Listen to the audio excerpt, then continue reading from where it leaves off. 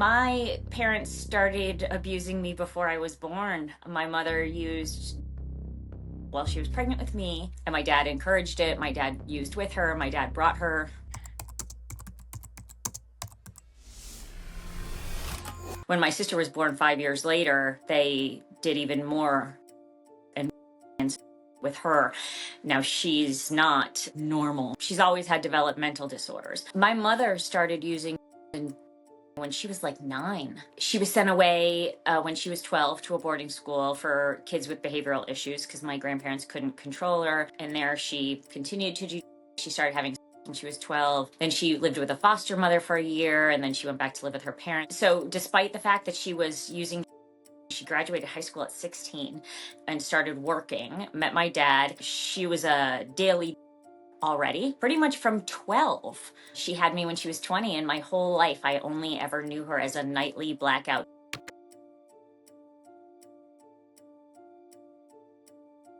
One of my earliest memories is my father dragging my mother down the hallway by her hair, being awoken in my top bunk. My sister was asleep on the bottom bunk, and my mother screaming, "Kate, Kate, call 911." And my door was open ajar, and I saw my mother grasping her hair, my dad pulling her down, and he slammed the door shut. All sorts of things. I mean, the phone ringing in the middle of the night and no one answering it, and me realizing that we were alone in the house. I was like 5 and she was like a newborn. My dad letting me watch him so that I could see when I was very little. Me having to mother my sister when she was born and keep her quiet while my parents were napping because they had been up all night partying. If she cried and it woke them up, I got beat. One of the times I remember my parents were napping off a hangover and I had to keep my sister quiet.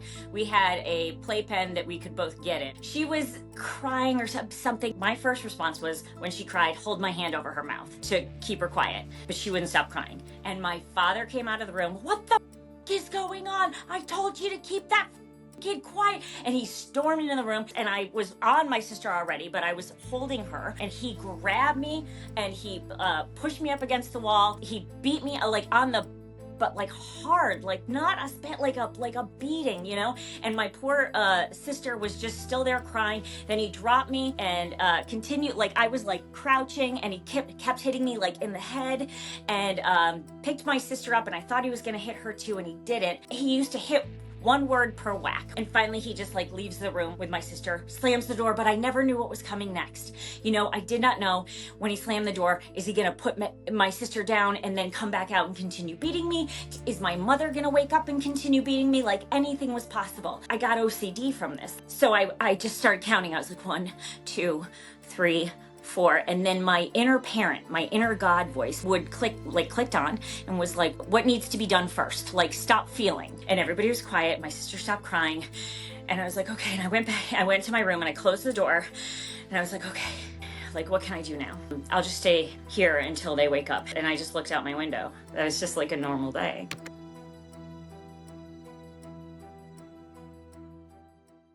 My mother was very resentful at having to be a mother. She didn't want us. I was an accident, and she had had 2 abortions before she had me. And when she got pregnant with me, my dad was like, oh, well, let's just get married and have the baby. And she was like, oh, that's so romantic. And neither one of them were willing to change their lives at all now that they were pregnant. So they continued to do, and then got very, very resentful and angry at their children for having to take care of them. So one morning, my mother was very resentful and angry at having to take care of us and feed us. And she got up and she's like, we gotta go to McDonald's, because she had to feed us. She never looked in the, like, to see if any cars were coming, speed backed out of the driveway, sped to the stop sign, slammed on the brakes, sped to McDonald's, squealed into the parking lot. It's like everybody has to witness her upsettedness for her to be able to fully experience it. And so I was always so embarrassed, like, oh God, she always had to make a scene. So McDonald's was packed. It was Saturday, and we go in and there's a long line. And she's, Jesus Christ, like as if it's there to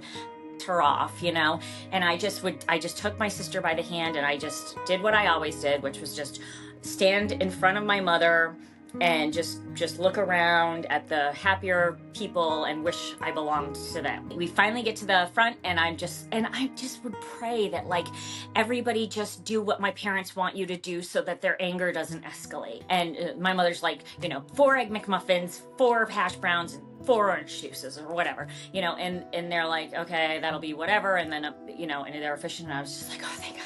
You know, I never knew. I held my breath so much, and I never really even knew that I was doing that. So we go out to the car, we got our food, and we start to drive out of the parking lot, and she slams on the brakes. She's like, I forgot ketchup. She's like, Kate, go in and get some ketchup. And I was already on the way to go get ketchup because it's always my job to fix everything. I was like 5, maybe 6, like, and I stood in line. It was still packed, and I got to the front and I was like, can I have some ketchup packets? And they gave me ketchup. I was like, thank you. And I like ran outside, and she said, what the took you so long? And I was like, well, sorry, the line didn't die down. And she, like, the line was still long. And she was like, you waited in line for ketchup? And I was like, yeah, like what? I wasn't supposed to? She's like, you stupid child. And it was like almost angry tears. Like, instead of crying, my mother just got angrier and like sped out of there, drove us home. And then like once we got home, flung me in the house, continuing to scream about this so that my father could take over beating me. And he didn't even care. It didn't even matter what I did. He was already there to like continue the beating and fling me into my room. One of their favorite sayings was, get out of our sight. I would just go down the rabbit hole into a triggered state and just feel sorry for myself, and then feel guilty for feeling sorry for myself, because they would shame me for that sometimes. Like, oh, look at you, you poor deprived child, like you have nothing. Like, it was just like gaslighting and just like continual physical, emotional, psychological, spiritual abuse that like no one should have to go through. I was very quiet, I was very good, and I became a people pleaser. I smiled no matter what, and sometimes even that would set them off. They'd be like, what the are you so happy about? And I'd be like, I really can't do anything right. I knew it was my job to do everything for my sister, so I just automatically did it. I struggled in school because I couldn't pay attention because I was always so distracted by whatever trauma had occurred the night before. But I tried very hard to get good grades because I was afraid that that would set them off. Anything would. Anything could, anything did. I'm lucky that I had my grandparents and that was a little bit of a reprieve and I could go there sometimes. My dad's parents' house was like a mile away and I could escape there maybe once a week, and they were lovely. Thank God for them. But at home, it was always walking on eggshells. It was always fear.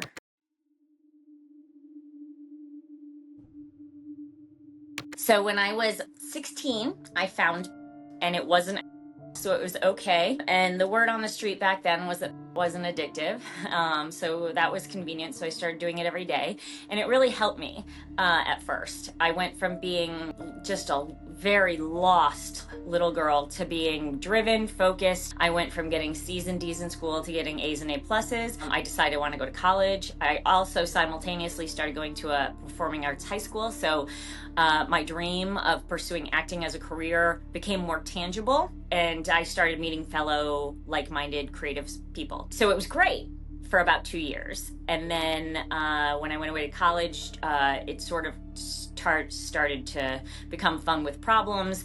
I became paranoid. It made me antisocial instead of social, all the things that happened. And now it was, and then it became any other I would try. Sure, why not? And so I got sober when I was 32. And I knew about AA because my mother had dipped her toes in the water of AA a few times. And so I knew where to go. And I also simultaneously had made a friend who was sober. She was 12 years sober at the time, and she was only a few years older than me. And I just could not believe that. I was like, what? That's crazy. And so I do think that God puts people in our lives for a reason. I don't think I don't believe in coincidences. I believe in God shots. And I always have. And so I just took this to be just a sign that this is now the time. And I've been sober since then.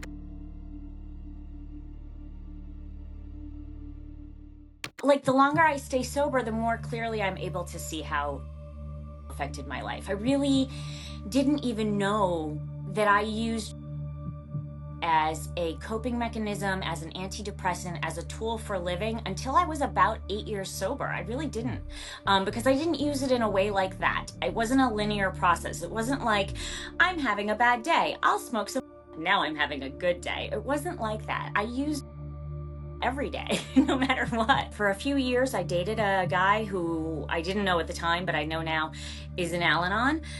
He's an Al-Anon personality, meaning like he was very just controlling. Like so he monitored. He babysat me for 5 years, and I didn't lie to him. So I went from smoking every day to only smoking twice a week, and never having more than 2.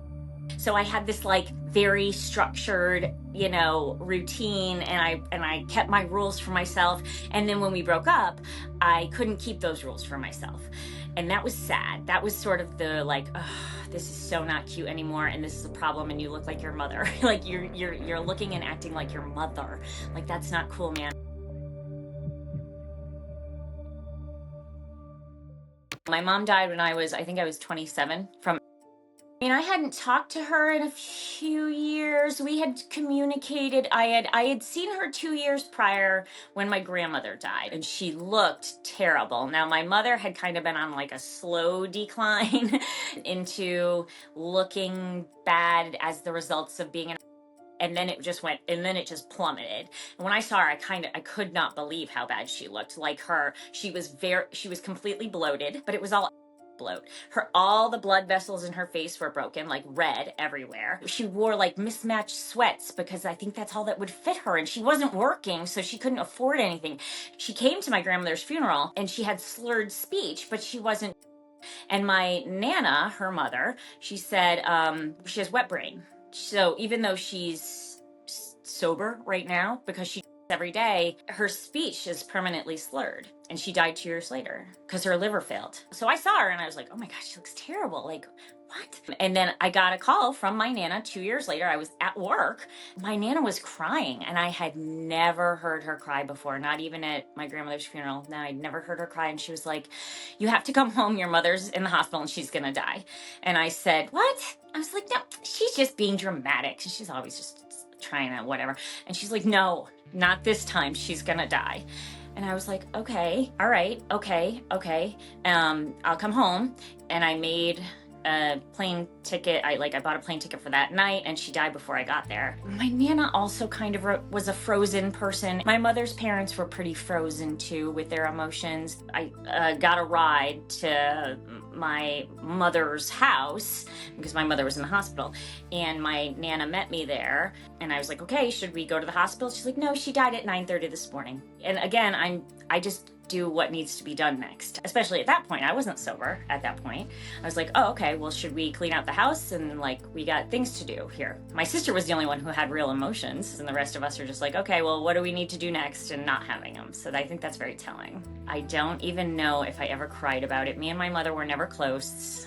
I mean, we had a very bad relationship, and there was a period of time where we emailed each other, and that was nice. I mean, I don't know what prompted it, but that was pretty much it. I don't think she loved me. She didn't want me. She never did. I don't know if I even loved her. I don't know. I do forgive her, though. I never got to forgive her to her face, but I do forgive her for, she was just really sick, and she kind of got herself stuck into a life that she did not want. I cleaned out my mother's house after she died, and I remember vacuuming it and being like, all right, I'm about to leave this house and I'll never be in here again. And it was so small. The house was so small. And I remember thinking, how did it fit so much drama?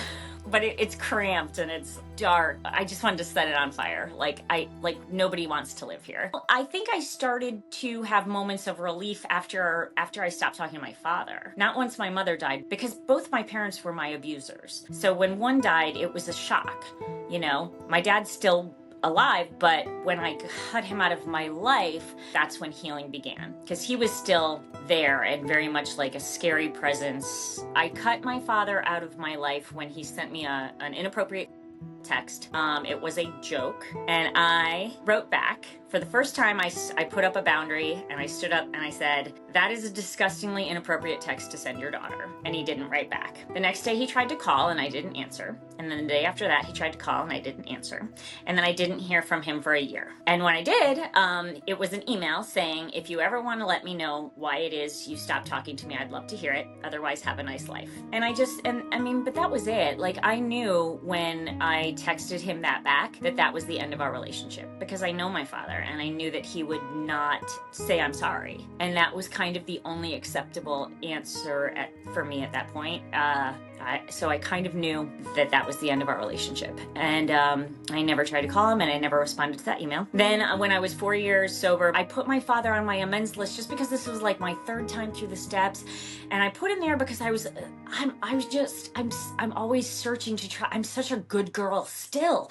And I'm trying to do the steps 100% every time I do them, all the time. I put my father on my 8th step, like, anybody you have harmed, make a list of all people you've harmed. And I was like, well, I guess maybe I could say that I've harmed him by not telling him why I cut him out of my life, although he knows why. Like, what was the last contact we had? Okay, but let's just say that he doesn't. And my sponsor was like, okay, so write him a Christmas card and cite a nice memory and send it to him. So I did, and he wrote back an 8-page, single-spaced, size 8 font letter, just updating me on his life for the past 5 years, 4 years, whatever it was, and just blah, blah, blah. And he was just so, I know he was so happy to hear from me, but he just said, why did you stop talking about it? I would love to know why you stopped. Okay, so I was like, do I write him back? All right, I will. And then I did, and I told him, okay, well, I guess really there's 3 reasons why I stopped talking to you. And one is the straw that broke the camel's back was that inappropriate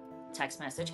But really, it's the years of abuse that you've never mentioned, that we've never addressed. You don't apologize, you don't bring it up, you don't I can't live my life like that. I can't sweep that under the rug, and I can't continue to be your yes woman. And also, it's the way you treat my sister. My sister is developmentally disabled because of the choices that you and my mother made while pregnant with her. But he disagrees, and he wrote me back and told me so. And he said, the only problem with your sister is she's lazy. She's just like your mother. She could get a job if she wanted. She just doesn't want to. She wants to be taken care of, and I'm done taking care of her. And that's not true. That's wrong.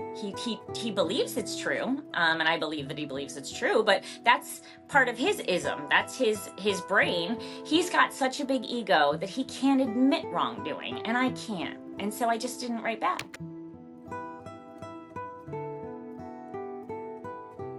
Healing is a lifelong journey, but I will tell you, like they say in recovery, more will be revealed. If you continue to do these steps, work this program, recover, work with others, all these things that are really just a program for living, they have very little to do with stopping and doing. They really have to do with living correctly. But in so doing, you will also be able to stop and doing. 12 steps are kind of for everything. There's Under Earners Anonymous, there's Debtors Anonymous, there's Overeaters Anonymous. So any problem that you're having, you can join a fellowship and you can do these 12 steps, and it will really just help you kind of amend the problem, and then you'll also be able to amend that problem, but it's you're amending the core problem. So therefore it's easier to amend the outside problem. So they say more will be revealed, and that is the truest statement in the whole book, I think, and more continues to be revealed. Like I said, I just finished my 3rd memoir, and the more I write, the more I learn. There is a memoir teacher, her name is Marion Roach Smith, she's also an author, and she says, if you're not learning about yourself when you're writing a memoir, then you're probably not writing a very good memoir. And I can say that each memoir that I've written, I have learned so much about myself, especially this last one, because the more I dig, the more I learn. I just keep peeling back the layers of the onion, and I think that's a lifelong job. And I think that's our purpose. I think that's why I'm here. Anyway, I think I'm here to grow my soul, to better prepare it for the next life. And I think I'm doing that. My relationship has gotten better. I've been actually with my boyfriend since before I got sober. A couple months. On our first date, we got really, and then I got sober 2 months later. And I thought he was not. Turns out he's totally not. He's totally normal. He's not, he was just trying to keep up with me. It was a very humbling experience lesson. So he'll once in a while, and I'm like, what? I don't understand that. but our relationship has deepened and continues to deepen because we both just grow. And I write. I am a writer, and I started writing when I got sober. This is my first book, Down the Rabbit Hole. This is my second book, Voicemails from My Sister. They're both available on Amazon. They're also on Audible and on Kindle. My third one will be out soon, Ironing Out My Life. I'm Kate Russell. And they're memoirs about addiction, recovery, abuse. So abuse, addiction, recovery, schizoaffective disorder. I think there's a 12-step program for everybody. If you've been abused, well, you might be the adult child of an. There's a 12-step program for that. You might be an Al-Anon. There's a program for that. There's usually a program for it. What I would say is get to the heal. A, get away from your abusers, and B, just do the work. It's only scary until you start doing it. And then you start doing it and you realize, oh, it's doable.